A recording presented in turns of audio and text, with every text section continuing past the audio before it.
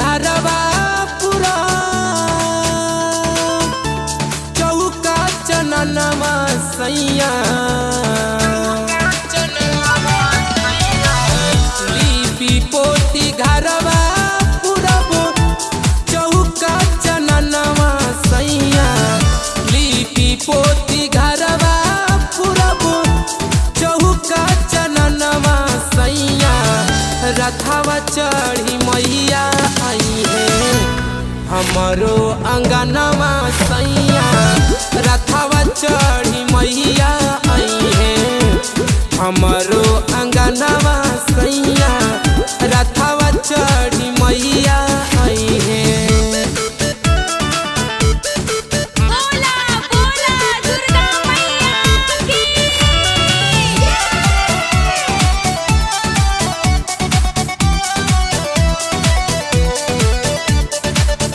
रथवा चढ़ी मैया आई है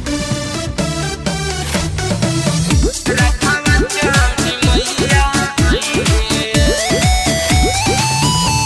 जाई के बाजार लाई कलसा करा जी मालिनी के घरे जाई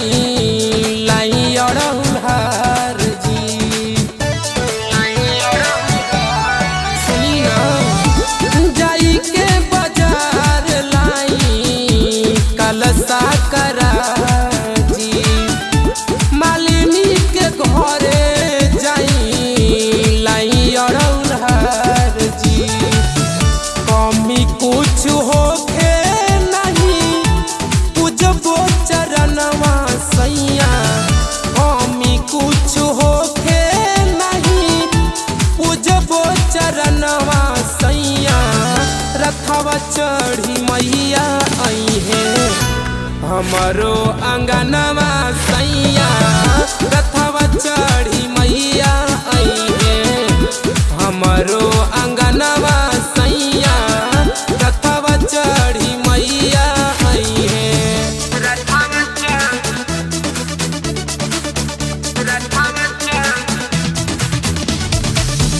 रथवा चढ़ी मैया आई है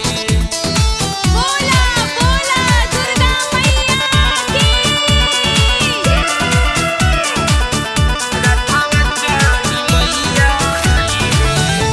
नव दिन भूखी करबो हम नवरात जी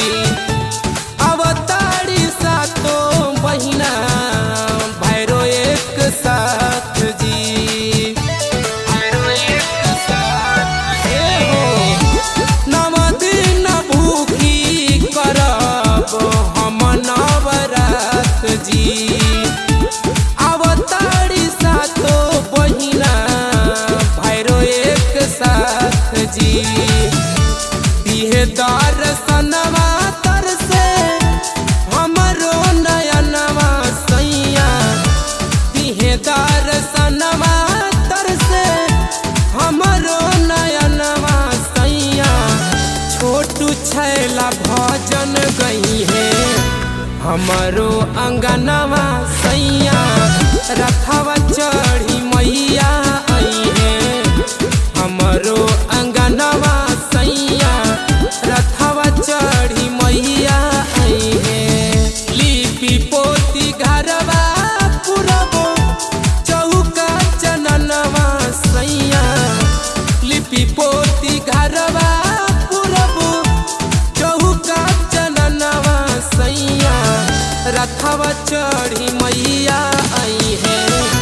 हमारो अंगनवा